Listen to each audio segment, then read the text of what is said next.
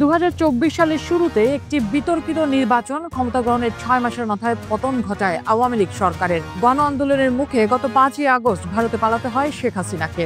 গণরোষের মুখে সরকার প্রধানের দেশ ত্যাগের ঘটনা বাংলাদেশে এবার প্রথম হলেও সরকারের মেয়াদ শেষ হওয়ার আগেই ক্ষমতা ছাড়ার ঘটনা আগেও বেশ কয়েকবার হয়েছে। এই ধারার প্রথম ঘটনা শুরু 1986-তে। রাজনৈতিক মহলে 86 নির্বাচন বলে সমালোচিত এই নির্বাচন অনুষ্ঠিত হয়েছিল তৎকালীন সামরিক শাসক হুসেইন মাহমুদ এরশাদের অধীনে। ভোটের কয়েক মাস আগে রাজনৈতিক দল জাতীয় পার্টির আত্মপ্রকাশ ঘটিয়ে নির্বাচনে অংশ নেয় এরশাদ।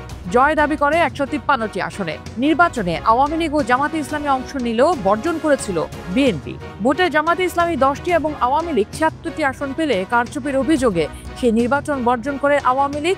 এই নির্বাচন যখন হচ্ছিল তার আগে থেকেই দেশে চলছিল এরশাদ বিরোধী আন্দোলন। বিতর্কিত এই নির্বাচন সেই আন্দোলনের আগুনে ঘি ঢালে। 1987 সালের 10ই নভেম্বর পুলিশের গুলিতে নূর হোসেন নিহত হলে সারা দেশে আন্দোলন ছড়িয়ে পড়ে। সংসদের বিরোধী দলগুলোর সদস্যরা সবাই একযোগে পদত্যাগ করেন। বাধ্য হয়ে সংসদ ভেঙে দিতে হয় এরশাদকে।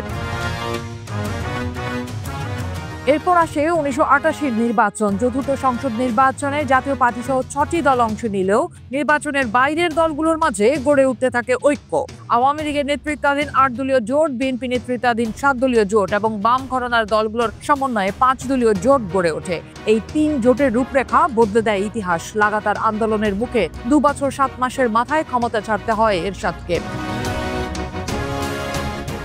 একই বছর দুবার জাতীয় সংসদ নির্বাচন অনুষ্ঠানের ঘটনা বাংলাদেশে একবারই ঘটেছে, সেটি ছিল 1996-এ। সেবারের প্রথম নির্বাচনটি অনুষ্ঠিত হয় ওই বছরের 15ই ফেব্রুয়ারি, যা প্রায় সব বড় দল বর্জন করে। এই ভোট বর্জন করলেও সেটার প্রেক্ষাপট তৈরি হয়েছিল আসলে আরো 2 বছর আগে। 94 সালে মাগুরা জেলার একটি উপনির্বাচনকে কেন্দ্র করে নির্বাচন নিয়ে আস্থাহীনতা তৈরি হয় রাজনৈতিক দলগুলোর মাঝে। 15ই ফেব্রুয়ারির একতরফা নির্বাচনের পর দাবি ওঠে তত্ত্বাবধায়ক সরকারের অধীনে নির্বাচনের।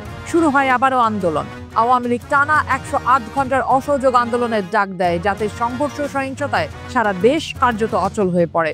এই অবস্থায় পরিস্থিতি আরো খারাপ হতে থাকে। 1996 সালের 30 মার্চ সংসদ ভেঙে দিয়ে পদত্যাগ করেন তৎকালীন প্রধানমন্ত্রী খালেদা জিয়া।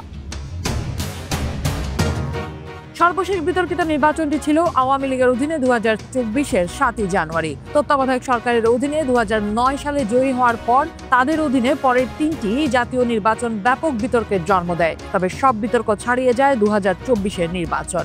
সরাসরি কোনো রাজনৈতিক দলের আন্দোলন ছাড়াই জুলাই আগস্ট মাসে শিক্ষার্থীদের কোটা সংস্কার আন্দোলন সরকারের ভিত নড়িয়ে দেয়। জুলাই অভ্যুত্থানের মধ্য দিয়ে অবসান হয় 15 বছরের স্বৈরশাসনের।